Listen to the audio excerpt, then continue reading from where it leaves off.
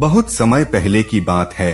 हिमालय की गोद में बसे एक छोटे से गांव विल्वापुर में एक युवक रहता था, सत्यनारायण। वह जीवन में भौतिक सुखों की खोज में इतना व्यस्त था कि उसने धर्म, पुण्य, व्रत, पूजा, दया और करुणा जैसे शब्दों को भुला दिया था।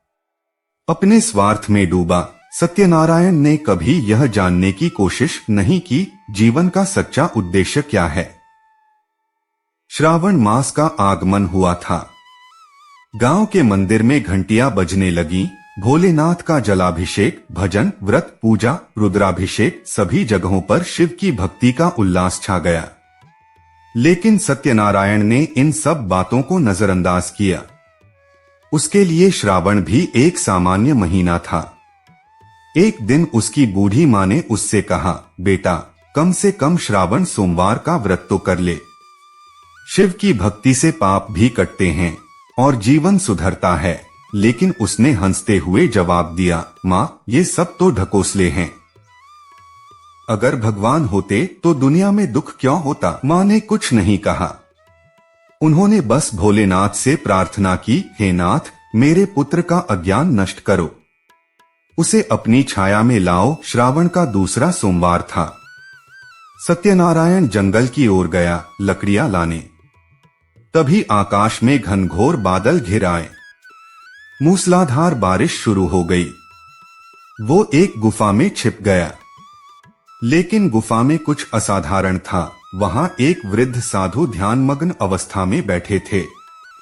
उनके शरीर से अलौकिक प्रकाश निकल रहा था। सत्यनारायण भयभीत हुआ, पर साधु ने आंखें खोली और कहा, वत्स, क्या तुम जानते हो कि आज किसका दिन है? सोमवार, सत्यनारायण ने जवाब दिया। सोमवार श्रावण मास का, शिव का प्रिय दिन। आज का दिन जीवन को बदल सकता है। तू यहाँ भाग्य से आया है, अब सुन मेरी बात। सत्यनारायण ने सिर झुकाया। साधु बोले, श्रावण मास कोई साधारण महीना नहीं है। यह मास स्वयं महादेव शिव को समर्पित है। इस मास में यदि कोई व्यक्ति सत्य, करुणा, व्रत, दान, संकल्प और शिव नाम का जप करता है तो वह जन्मों के पापों से मुक्त हो जाता है। श्रावण में मनुष्य को क्या करना चाहिए, यह मैं तुम्हें बताता हूँ। पहला, प्रातःकाल जागरण और ध्यान। हर दिन ब्रह्मा मुहूर्त में उठो। स्नान के पश्चात नमः शिवाय का जाप करो। इससे आत्मा शुद्ध होती है।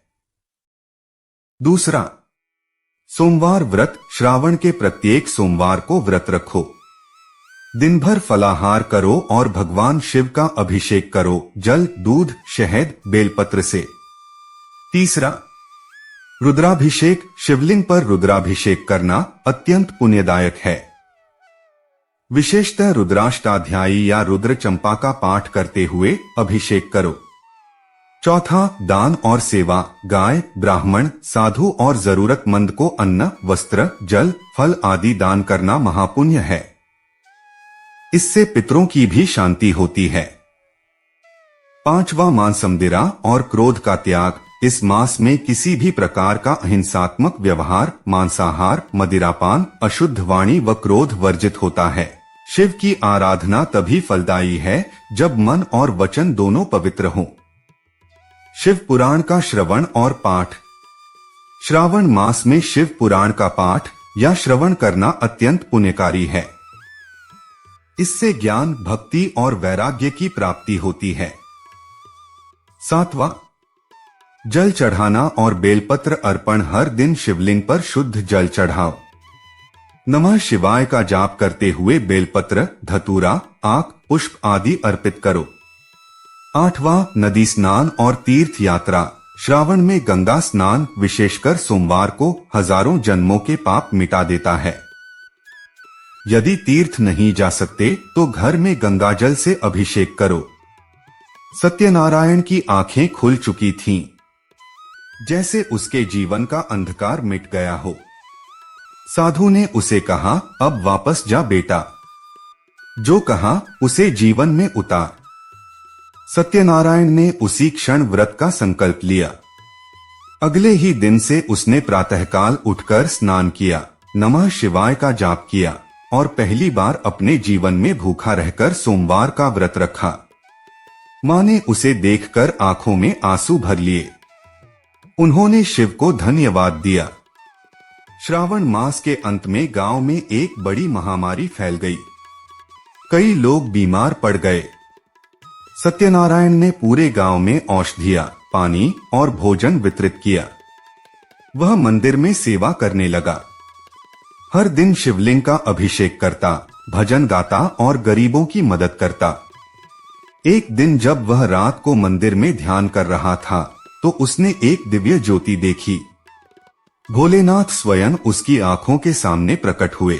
भोलेनाथ ने कहा, वत्स, तूने श्रावण मास को समझा और जीवन में अपनाया। तूने सेवा, भक्ति, त्याग और करुणा के मार्ग को अपनाया। मैं तुझसे प्रसन्न हूँ। सत्यनारायण रो पड़ा और बोला, प्रभु, आपने मेरी आंखें खोल दी। कृपा बनाए रखना। भोलेनाथ ने उसे आशीर्वाद दिया। जहाँ तू रहेगा वहाँ शिव की छाया रहेगी।